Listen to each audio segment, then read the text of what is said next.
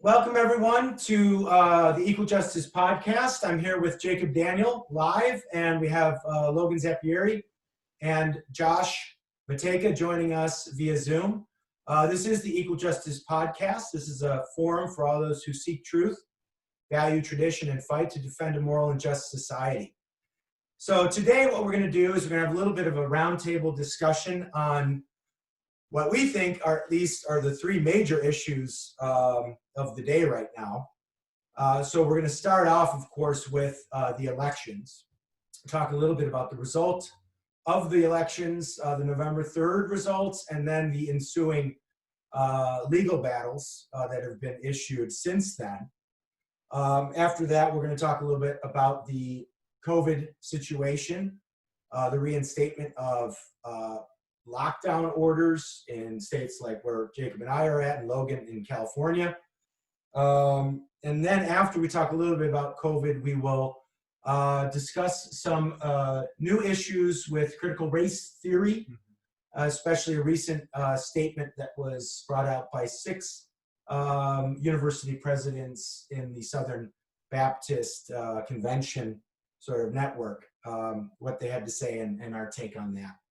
So let's start off, Jacob and Logan and Josh, with the elections. I mean, this is it's not unprecedented, I think, in our history, but it's pretty contentious. So I don't know, Jacob, if you want to start us off on what your thoughts are on the results that we saw on November 3rd, but then everything that we've seen since and where you think this is going. Yeah, what I would say is that one thing that has been revealed through this whole process of election, which I'm really excited about, is the participation of people.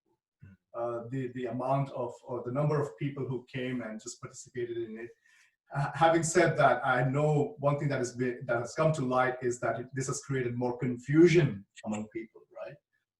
A lot of people, they feel that their expectations have been met, but there are also a good number of people who are divided on the fact that the whole process was basically a threat to the whole democratic system. Mm-hmm. And I think that is the major question that has come out of this election. Can we trust our democratic process where we participate in terms of the good outcome that we all desire for a civil society? Well, and I tell you, that lack of trust, I mean, it's so sort of explicit and sort of obvious to see that most people who identify as Democrats or support the Democratic Party, they see the legal challenges being made as undermining the democratic process. And then most people, not all, of course, who identify as Republican, see that the way the election was conducted itself was undermining, or is potentially undermining, the democratic process. And of course, there'll be exceptions to that dichotomy, but boy, it really does seem, Logan, that we're split into political tribes in a sense. Yeah, well, I think, most Americans are seeing either side what they think is undermining the democratic process. The difficulty, and I think the what gets everyone hung up on, is that the American process, in a way, isn't extremely democratic, especially when it comes to the appointment of the United States president. We think, because what we've seen in the United Kingdom, or maybe what we see in Canada or Mexico, we, for whatever reason, understand how the United States process works. And unfortunately, or I'd actually probably argue fortunately, the United States, when it was founded, saw that a direct election of the president wasn't the best way to go about it. And to do this, instead, they would use electors, which was sort of an intermediary political body that would appoint the United States president. And we can get into all the technicalities and so on and so forth, but ultimately what it comes down to is that the state legislatures are who's responsible for appointing the federal electors who end up determining who the United States president is. And the current legal challenges was presented by Dr. John Eastman, during the Georgia Senate hearing. We could probably provide a link for that in this video, but it's going to be the argument, I think, heading to the Supreme Court. And essentially what it is a question of, if there's substantive voter fraud, then who determines the electors as supposedly appointed by the state legislature? Most state legislatures have deferred to a popular vote to determine how the state legislature will appoint the electors, which is why there's a huge debate of, okay, if there's significant voter fraud, then does the appointment just defer back to the state legislature, or does it not? Will it undermine the democratic process? Well, not necessarily, because the state legislatures are the ones who are responsible for the appointment of the electors. And part of their constitutional duty is to, if they're going to defer their choice to the people, can they protect that? And if it's not protected, then the argument, or the legal argument is, well, then I'm not sure the precise language within the Constitution, but it's something like, the means by which the state legislature has determined has not been fulfilled. So then the state legislature would determine, and that would be a protection of the United States process. It would just defer back to the original legislative body who appoints the electors for the United States federal government. So I don't see it as being an assault on the American democratic system, but also a lot of Americans, that argument stems from this view that it's just a popular vote that goes for the American president, or a popular vote of a popular number of states, which is also not entirely true. So there really isn't anything procedurally that's going on, at least that we know of, that is undermining our democracy. Things are being carried out in the state legislators, in the right manner, even if maybe the legal challenges are just, they're not going to go anywhere. I mean, several have already failed. Seems to be a pattern there. I mean, do you have any insight into some of the cases that have been brought up? Are they just failing because evidentiarily there's just nothing there? Or do you think that there may be other reasons why they're failing? Well, they're a strange argument, because it's not entirely clear who's responsible for determining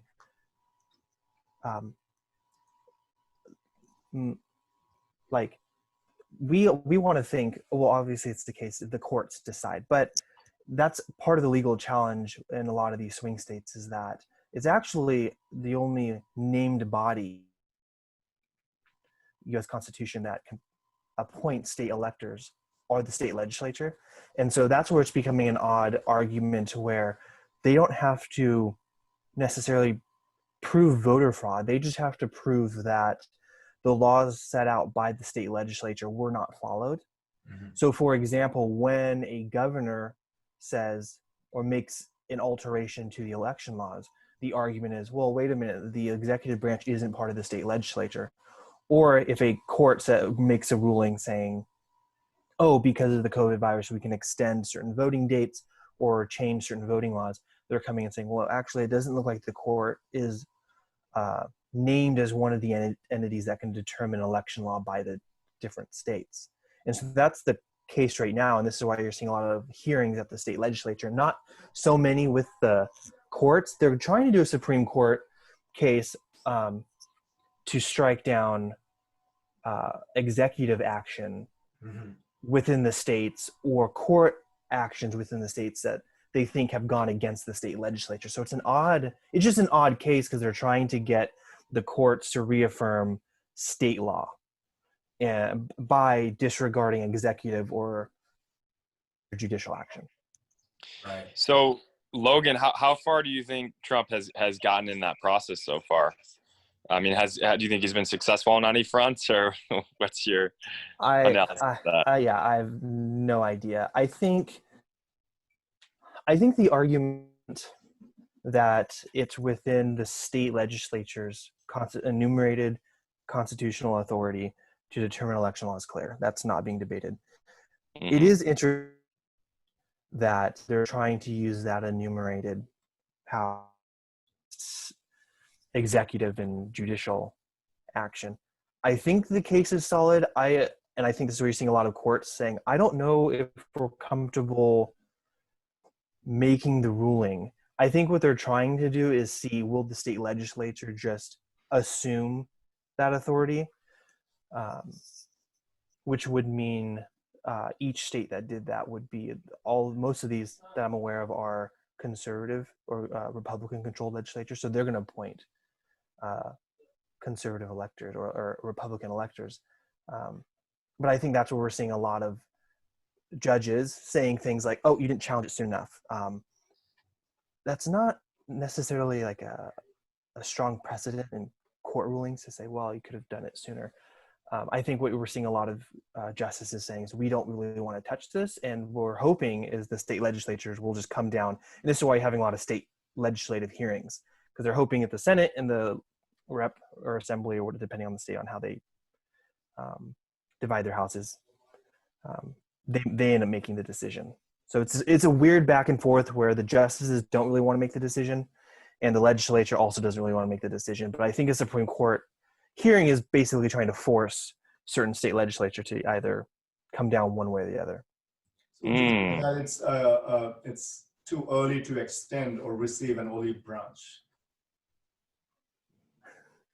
I don't know if it's ever too early to extend an olive branch, as cheesy as that sounds, but I think it's safe to say I don't think it's an assault on the U.S. democracy to ask the question, did the laws prescribed by the state legislature be followed? And if they weren't, I don't think it's an undermining of the democratic process, because the election of the U.S. president really isn't a democratically elected individual. Josh, do you think that we're becoming too tribalized, even within the church, to patiently seek truth? In the sense of people aren't even willing to ask questions or have questions asked if it potentially goes against their political interests or their God. Yeah, I mean, I think you're really what's happening is you're getting a bunch of echo chambers. So you see that, and we discussed this earlier, you see that with right, these YouTube outlets where people are yeah. Well, Guilty as charged. Yeah, guilty as charged. Exactly. And there's a reason for that, right? There's mistrust of the major streams because the media has changed over years. Back in the day, people would turn on CNN and, or Fox or NBC or whatever channels there are. And yeah, there would be a certain bias maybe that's present there towards one end of the spectrum, but generally speaking, there was a certain level of confidence placed in those media outlets that they would report what was happening. And even though the way that they presented that information might differ based off of those political leanings, I think there was generally a consensus that you could trust the media. And that has dwindled and diminished more and more as time has gone on, to the point where I think today there's very little trust. Where I talk to liberals who don't even really look at CNN and MSNBC and some of the more liberal outlets. I talk to conservatives who won't watch Fox, which is ironic because even the media outlets which represent more of their views, they think is too mainstream or part of this bigger plot against the people, so to speak. And you get these kind of conspiracy theory outlets that are a result of that. And you also get commentaries like what we're doing as well, where we say, okay, here's what we know. How do we make sense of this?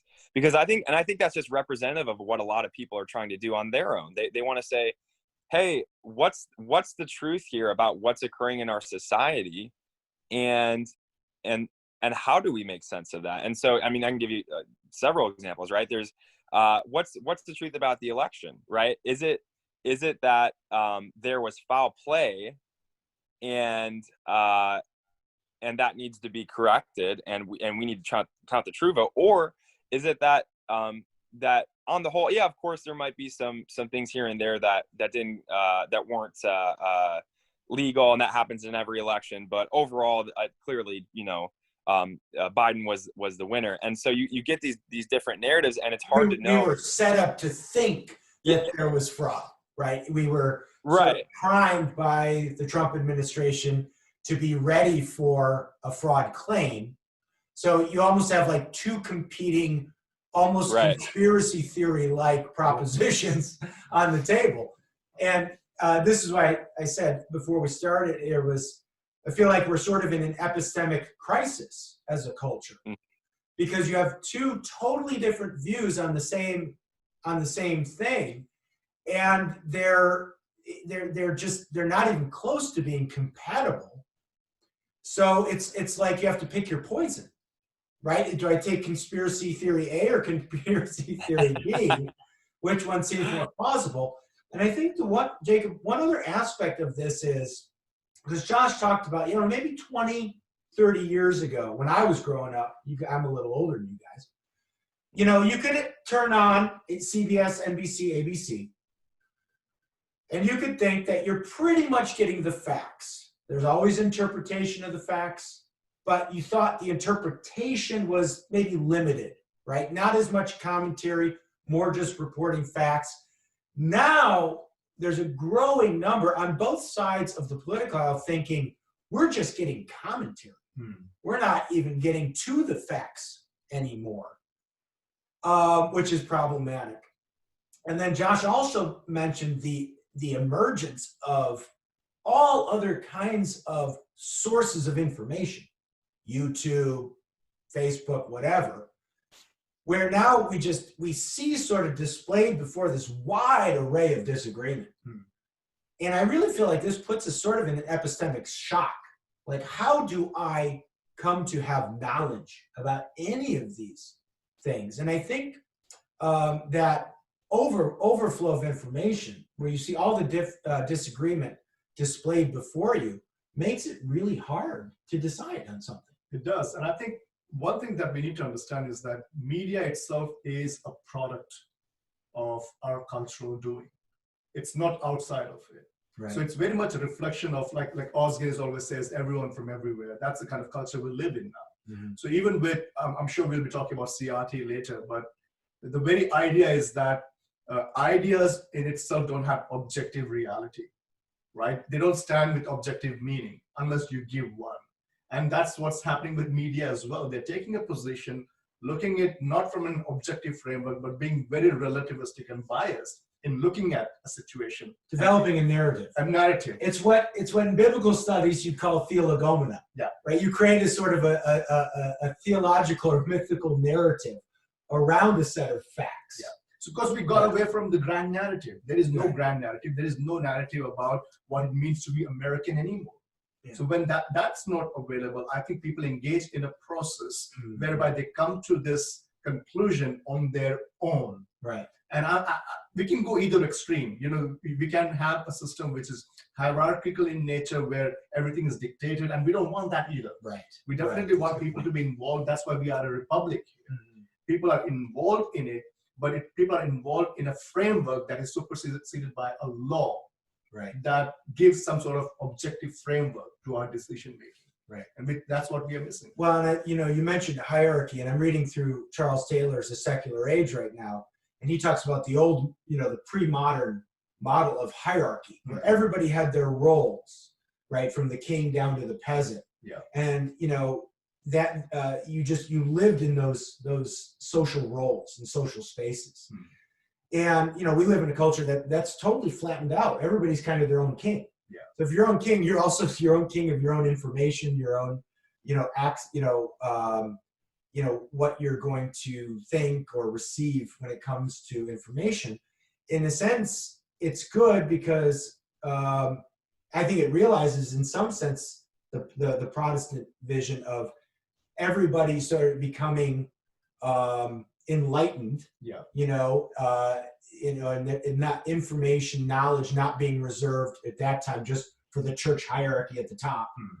But that was at the expense of an objective framework which right. the gospel provided, or the scriptures provided. Right. Now, with the gospel sort of being rejected, or at least broadly the Christian narrative, everybody sort of winds up having a narrative of their own. But because we can't live as purely individuals, we have to adopt maybe the narrative of a tribe. Yeah, and that's why I think one of the symptoms that I'm seeing, and I think we should be thinking about this a lot, is that we have gone to a far extreme when it comes to the whole idea of a right-based society, at the expense of not taking care of the duties that one is supposed to towards the nation. So even in this election process, if we see a lot of people participated in it on the basis of a demand for a right to vote, be it through mail-in voting or however it may be. But we haven't prepared people to actually vote as a duty that they have. That would mean that they have to engage with learning what Logan mentioned. Right. We don't have an understanding of what is our electoral process in itself. How does it work out? And so it's just more like go get out there and vote for the guy who, in your eyes, seems more popular, more likable, as opposed to understanding the whole process of civics and civic duties and obligations that goes behind that. Being more emotional when it comes to voting, rather than being more learned, with knowledge involved in it, being reasonable voters. Reasonable voters. So that's a good point. Logan, one of the things that, getting back to this, what Josh brought up about so many different sources of information and quote unquote news these days. I was reminded by a colleague of ours from Talbot that, in the Middle Ages, and the language of the church was Latin, right? And the Roman Catholic Church, that was intentional, was to keep the language of the ecclesial language Latin. And it wasn't just to keep the masses ignorant per se, but it was also so that you could have sort of higher level debates over things like doctrine and dogma without everybody having to know about it, everybody having to see the church authorities fight over what we're going to then ultimately teach the people, right? I take that into the political arena of today, where we see all of the debates just laid out before us and all of the disagreement. There's no Latin, there's no language behind which those debates can be carried out before the people in positions of influence can come to some kind of disagreement and then present the conclusions to the people, right? To the citizens of the country. We see the doctors arguing over whether or not hydrochloroquine was or is a good treatment for COVID. We see the political experts fighting over the nature of the elections. And so how does that, again, play into this kind of chaos that we in the church can feel like, how do we manage all that? Yeah, I mean, do we just can go turn back out, and turn off, or what was the old 1960s shut off, turn out, tune out kind of thing? Oh, yeah, hit a restart button or something. It really comes down to the question of what is the role of government. And right now there's two emerging. I think the lockdowns are a perfect example. You have really two views that are emerging. One of them is this idea, and it might be fueled by a commitment that we should just do whatever the experts say. But it really comes down to, are the governing authorities there to manage society, or are they there to protect?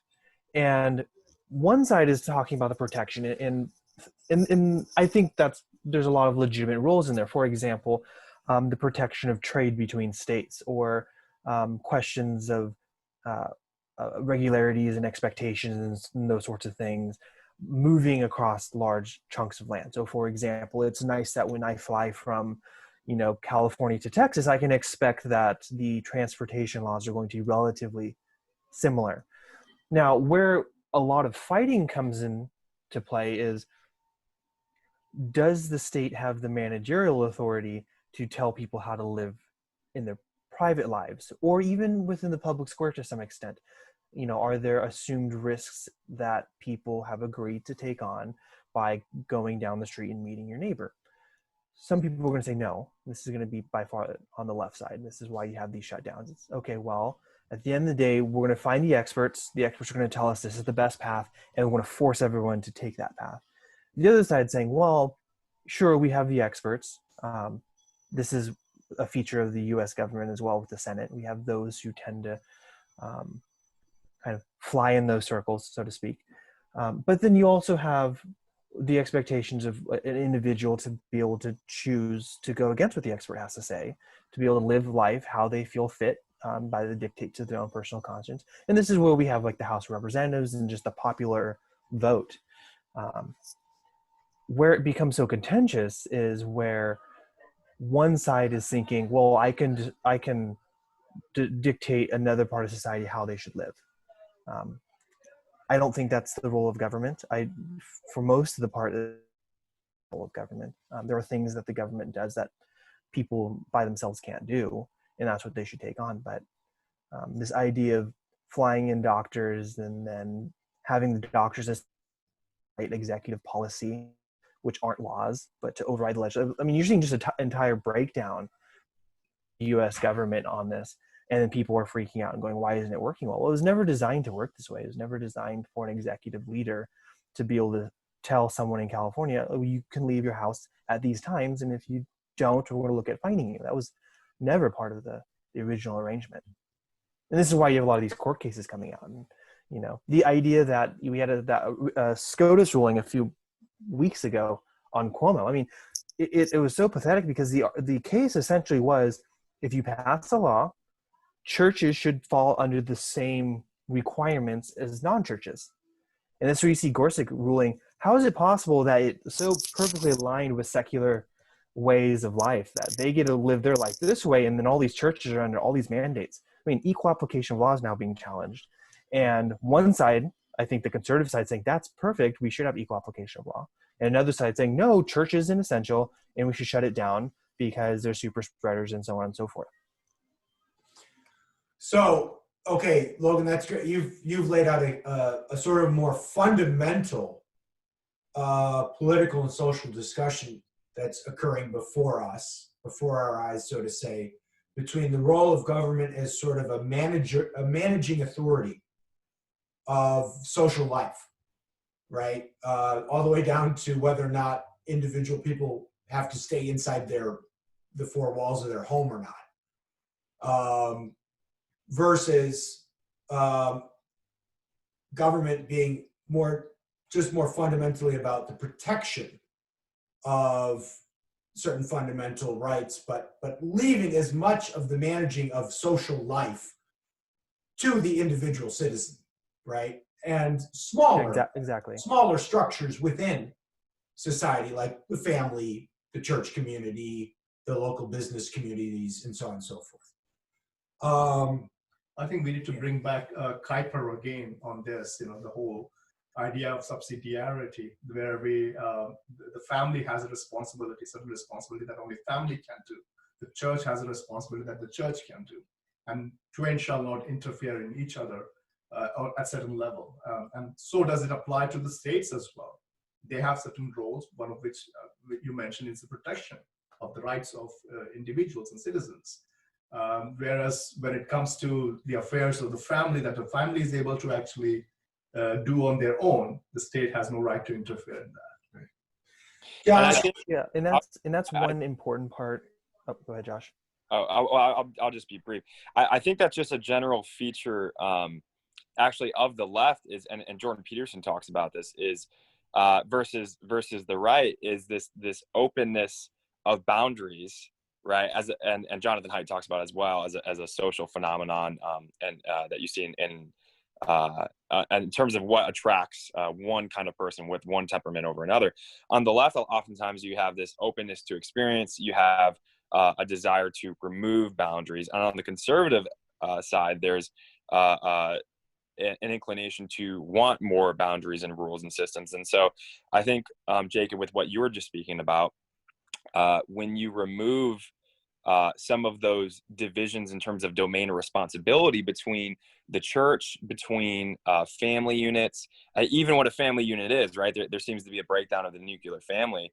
Then a lot of these problems, I think, are arising out of that breakdown and out of the removal of boundaries that have a purpose. And so, to your point, Tony, when you mentioned the example of the church, the Catholic Church, right, having this this language that provided an exclusivity for a purpose, and the purpose of having Latin was so that the general population didn't see these debates, because that could produce conflict. And so I think there are certain benefits to having I'm going to mess this word up, a hierarchy. I'll just go with that. I knew I was going to struggle with that word. A hierarchy, right? That when you remove that, when you remove those boundaries, when you remove that system, chaos can occur. And I think we're seeing some of that breakdown in present day society.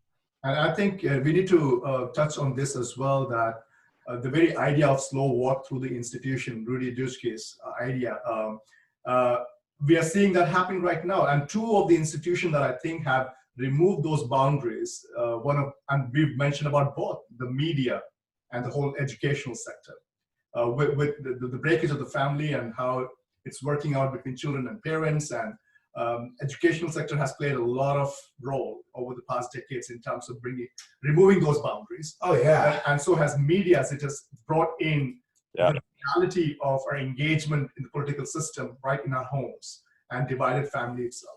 Well, that's interesting. I mean, and we could kind of lay out what Josh and Jake, what you guys have been saying out is, if there's been a move in culture through the academy, I think primarily, to break down these smaller domains of responsibility, most poignantly the family. Mm-hmm. Once those domains of responsibility get broken down, there's a empirical kind of chaos that ensues, because these are God's structures that he put in place. And when we start messing around with them or deconstructing them completely, things don't go very well. And then what happens is, if you get an increasing amount of sort of chaos at the local level, well, then people start looking towards a higher authority to come in and fix that mess. But if you are not going to if you're not obviously looking towards God or towards religion, the next, I guess, obvious choice would be looking towards government to fix those problems. And this is something that I think I would say is in the thinking of folks like Glenn Lowry, who I had an excellent interview with Al Mohler recently, that government cannot fix, though the problem is government can't come in and fix these things that get broken at the more microscopic levels of society. So the fact that there's been an aggression against especially the nuclear family in the academy for so long, and I go back to the numbers that Corey Miller put out about the number of liberal, leftist, agnostic, and atheist sort of professors in what I would call high academy versus more religious and conservative, not that those two are always go together, in the high academy. And the numbers are so disproportionate, and they've been that way for such a long time. That's what I said in a recent article. It's almost amazing to me that people like Amy Coney Barrett even exist, right? That you have somebody who is that brilliant in her scholarly legal work, but who also is a very devoted traditional Roman Catholic. It's almost like an anomaly that we have that. And go ahead, Josh. Josh. Oh no, I was making a joke. She's like Superwoman. I mean, I agree completely. Yeah, she's and yet there's still somehow room to attack her. Yeah, and what I was saying was the irony is, or the uh, interesting fact is that the system, and again, I'm going to touch on CRT here, the very idea of that human nature is fundamentally, it's a blank slate. It is corrupted by the society. Therefore, if you need to actually bring it to its right state, you have to deconstruct the system, Right. and create a new system, right? Where the whole idea is to escape the system. That's the whole idea. But you do that by creating a new system. Right. And enthrone these cultural priests, high priests, Yes. who dictate the norms Right. of the society. And I think that's dangerous, as you mentioned. And we need to remember that we shouldn't be buying into the lie that the culture is selling us, that all disruption leads to innovation. It doesn't. We should be discerning and knowing there are certain disruptions, those are evil. Yes. That creates That is an chaos. excellent point. Right. That creates chaos. So Right. we should take it very carefully as to how much we can engage in terms of creating systems. Right. Do we really need to fix something that is not broken? We should be asking that question. I don't think we should just presume that no, everything in the system is broken. Therefore, we just dismantle it, deconstruct it, so we create a new system. It's kind of a childish, almost a childish view of reality too, isn't it? To think if there are some flaws, right? Like if I have a toy or something, and it's got a little crack in it, I just throw the whole thing out and get a new one. Right?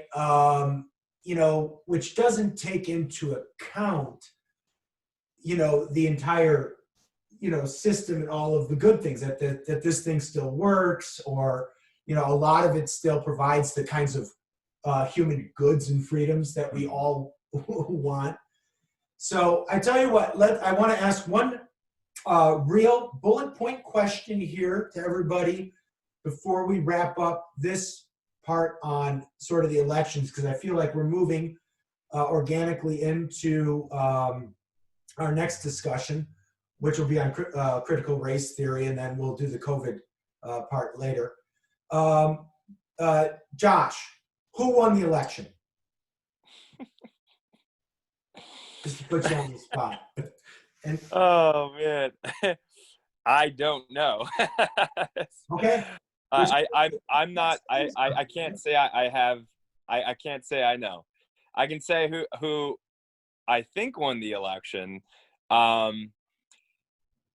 That's part of the problem, Tony. Is that and we mentioned this earlier, that I'm not even sure if I have access to the right data to be able to say that I can affirmatively know who won. And so I have reason to believe that Joe Biden won.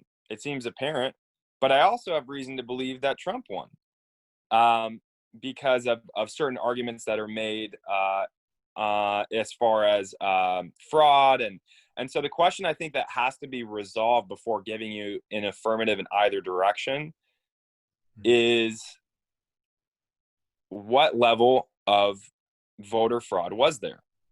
And what can we concretely know based on the evidence? Once we know that, we can say either way. I think until that question's answered, as far as what is the actual scale of voter fraud that occurred, it's ambiguous. And you have the same issue, I think, as well with COVID and the cases and deaths. There's a certain level of unreliability in those numbers. There's a certain level of unreliability as far as the evidence. If you're asking my personal opinion, I think there's a very strong chance Trump actually did win based off of various evidence, but it is really hard to know. I can't say I know in either direction. Logan, let me ask you the same question. Who do you think won the election? But then let me also ask you, how should Christians, whether they voted for Biden or Trump, how should people in the church, Christians, approach this election, should I say, from a moral and a spiritual perspective? Yeah. I don't want to just take 30 Josh's seconds. answer. Yeah, I don't want to just take Josh's answer, but I honestly don't know. I mean, because he's, Josh is like, well, you have to be able to know the extent of voter fraud. You're not going to know the extent of voter fraud.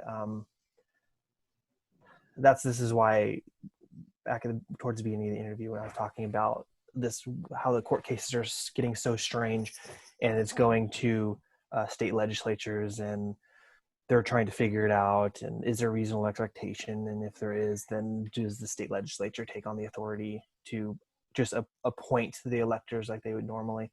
I don't know.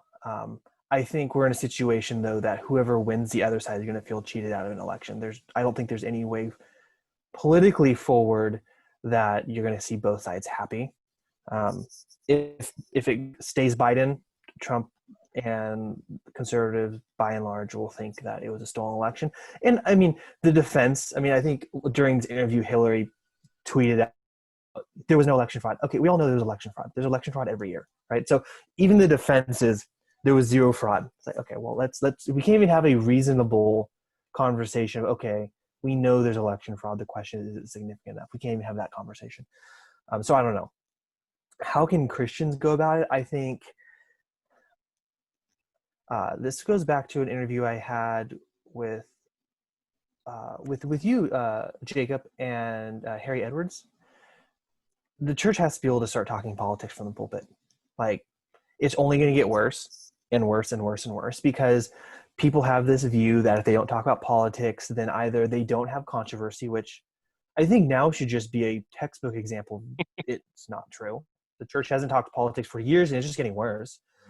Or two, the gospel tends to take on political assumptions that just are never discussed. So it becomes, I think, even more dangerous as at least Christian culture, that we just don't talk about politics. I think we need to start having conversations. I think stuff that we're trying to do is, show the church, hey, CRT is very much within the church, and it's, I think, for worse, turning the Christian body against each other.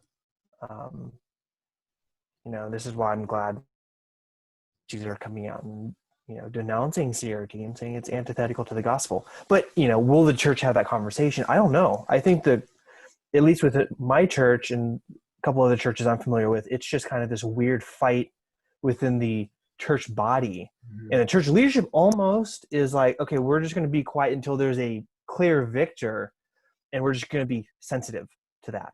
And that's as far as it's going to go, which I think is just going to make it worse. It's going to do everything the founders feared in a government is going to happen in a church. That's just mob rule. And the church leadership is just going to be a reflection of whoever wins the mob fight. You don't want that. I don't want to steal your thunder. I just want to make a quick comment on that. Right. How ironic is that isn't that the very definition of leadership? I mean, the fact that they're waiting for the body to come up with the answer, and they're just like, okay, we'll roll with that, versus guiding towards a certain direction that they know isn't within the will of God. I mean, it's just two different. It's almost the complete opposite of what that role should be. And so I don't know how prevalent that kind of ecclesiological. The big words are getting me today. I don't know how prevalent that is within the church, but that's disheartening to hear for sure. Josh, you're right. This is very much reflected in the way universities are run now. It's not by the leadership. It's not by the administrator. It's by the students, the masses who dictate the rules. So Jacob, okay, good. Let me ask, same question. Who do you think won the election? Your follow-up question is, what are we going to do about the problem of authority in our churches? So this is what I would say, and you can completely disagree on this, and the audience can as well. But I think who is winning that I can see in culture is anti-capitalist ideologues. They are definitely pushing their agenda through, even through the whole election process. It's very much obvious. And the other group of people who are winning that I see would win even if we don't get our acts together is ultra-globalist. Yeah. They are winning it. They've been able to infiltrate the system and sell an idea that all cultures stand on the same trajectory. People have somehow this right to be equal in their possession of material goods and things like that. So that's what I would say. But I agree with Josh and Logan that there is no conclusive decision in terms of what candidate won. I wouldn't go there. With regards to your second question, what was the question again? Well, what Logan really addressed and said, and the problem of people who are supposed to be in positions of authority, in the church, not stepping up and exerting the kind of authority they need to do, but being run more by the congregation, by the mob of the church. Exactly. I think we have somehow created leaders we need to recognize that they've been trained in certain way as well. They are also product of the culture and the system of which they are part of, educational system. Right. So we have somehow sold an idea of conformity. And that's what's happening right now. So if we see with elders and leaders in the church, what we are seeing is that, as we were talking about this, that instead of leading the sheep, they're being led by the sheep. Right. And they're not fulfilling their task of being the shepherd that God calls us to be, and speaking the truth, and be willing to. And also, one of the things that I would say is that somehow we have, and Josh, you touched on this, somehow we have bought into this lie that we can't engage, or church leaders can't engage in the area of politics. Right? We have bought into a wrong definition of politics. We don't understand that we have a clear mandate in the scripture to be engaging with the authorities as lesser magistrates, as people who've been given authorities in terms of understanding the times and being a prophetic voice in our culture.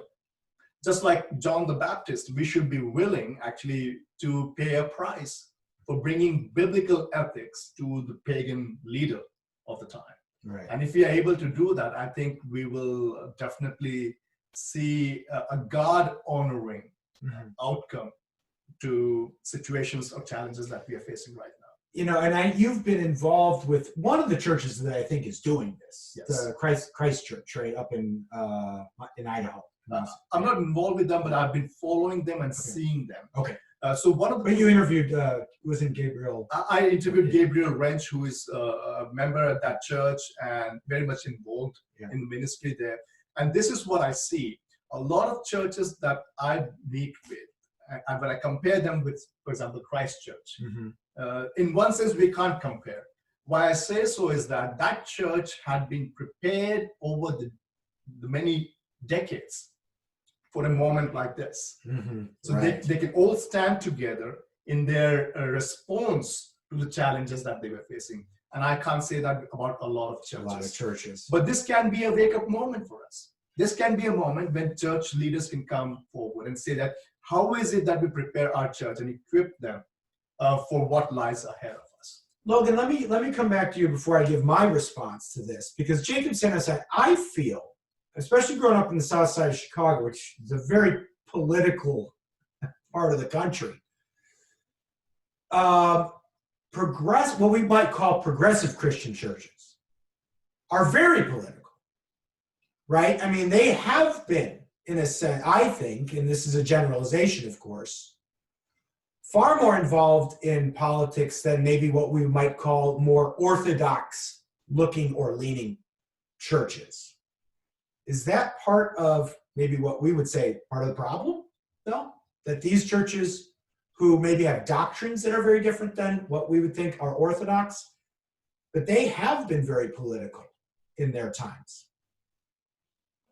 Okay, can you rephrase the question a little bit? Are you saying is the problem that the more left-leaning church are just more political? Like, what do you reference to the conservative church? I think from your observations, we don't have a study here per se, but I know from my observations, the left-leaning churches simply do seem more political. Yeah. Right? More politically driven. They're the ones that would latch on very quickly to all of the current social justice movements. Yeah. Right?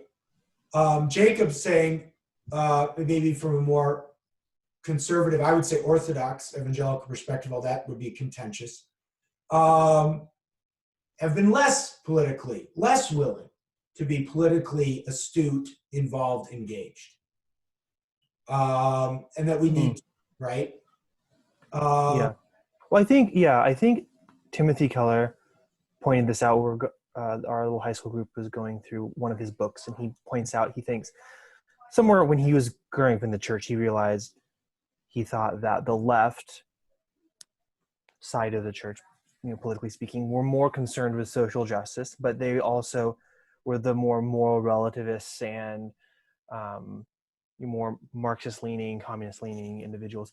And then he saw the conservative side had more of the moral principles, but really had none of the social impetus to want to see those morals lived out in society.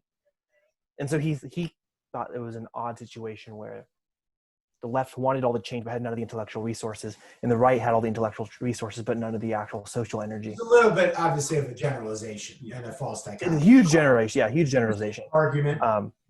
But this is kind of what Keller was bringing up. I think, though, in the generalization, this is where he was insightful. Is I don't know if the left is political in the sense that they would call themselves political, or they would think themselves as doing anything uniquely political. I think what's happening is somehow the leftist gospel per se, the Christian gospel that has been infused with this Marxist CRT kind of view, just views like their moral arguments are just captured in political terms. So when you talk about this idea that we need, so seeing some of the leftists in my church with the BLM protests, I don't think if I talk to you and go, do you know you're very political? I think they view themselves as very apolitical, not very much engaged with the politics and the candidates and the parties. They think they're just engaging the community. Okay. Yeah.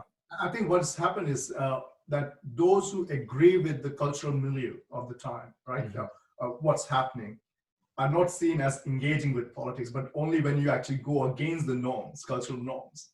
And when you question it, you are perceived as being very political. I think you're born into that idea.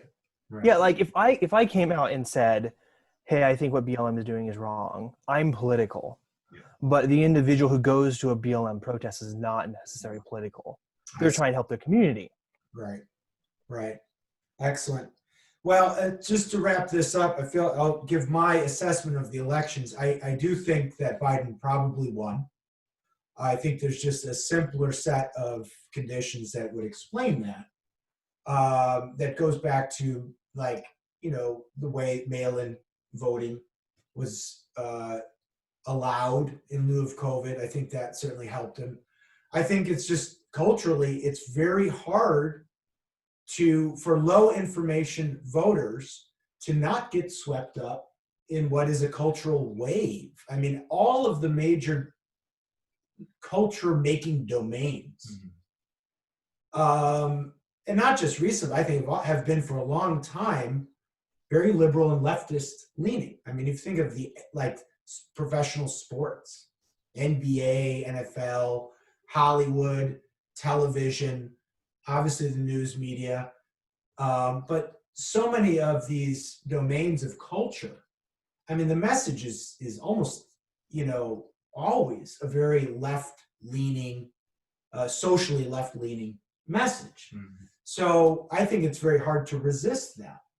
And I think the third condition, so the three conditions I think make it reasonable to think that Biden won in spite of probably some level or degree of fraud, but I don't probably think enough to overchange any results.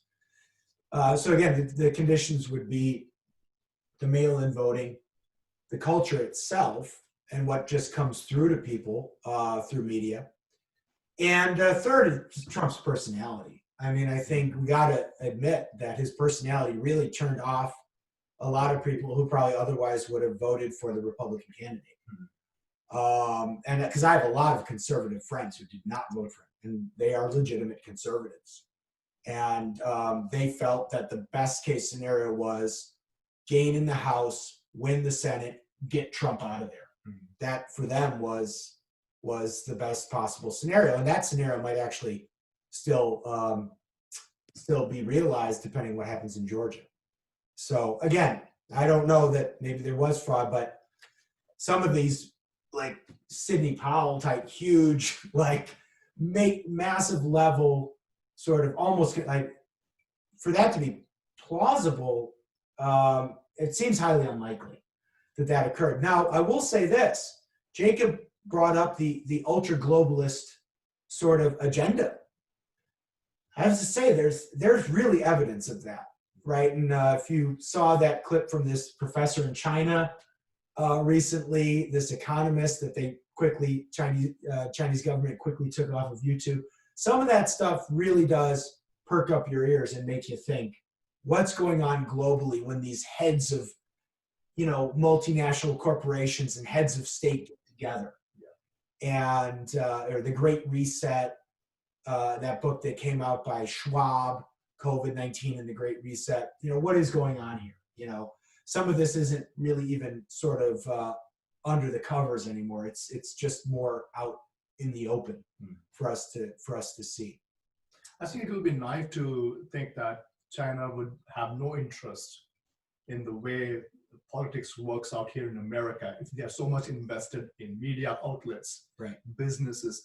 And I would say on both sides, Republicans and Democrats. I mean, ultimately it comes down to the economics. Yeah, I mean, it would be terribly naive. Yeah, terribly naive of us to think that foreign powers are not interested or influencing, our country and its elections. I mean, to some degree, at least. So, well, let's wrap up this section.